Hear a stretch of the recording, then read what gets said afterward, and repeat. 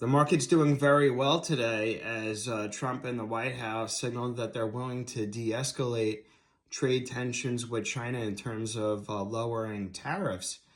However, China came out overnight and pretty much said that, they haven't been talking to the U.S. at all in terms of the economy or trade, and that in order to talk with the U.S. needs to unilaterally remove the tariffs. So we're at a little bit of an impasse here.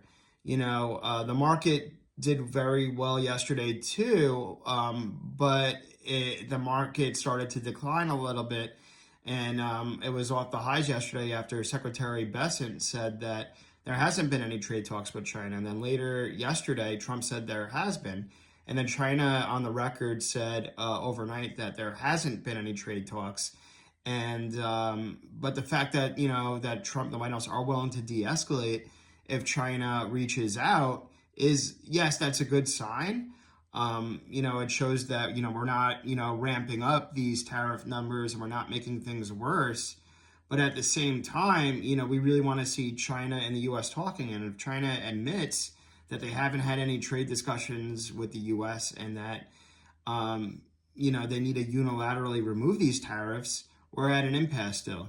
I still am pretty bullish. I mean, I said last week that I think I was pretty constructive that I think perhaps the low is in. Obviously, we don't know for sure. It sure will be very bumpy and volatile from here.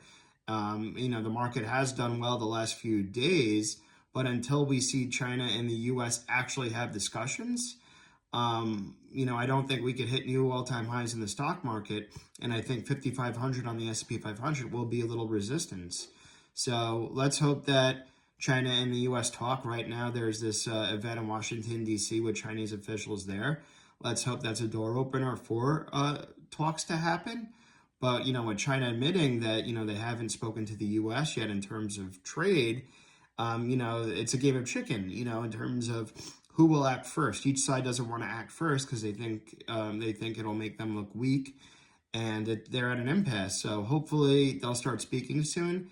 And once that happens, I think the market will do well. I also think that they will start speaking once the U.S. announces trade deals with our trading partners like Japan, India, and South Korea and so forth. Once China sees that, I think it'll put even more pressure on the U.S. and China to talk. But right now, the market's still doing very well, at least because it seems like the tensions are de-escalating in terms of not ramping up the tariff rates and so forth.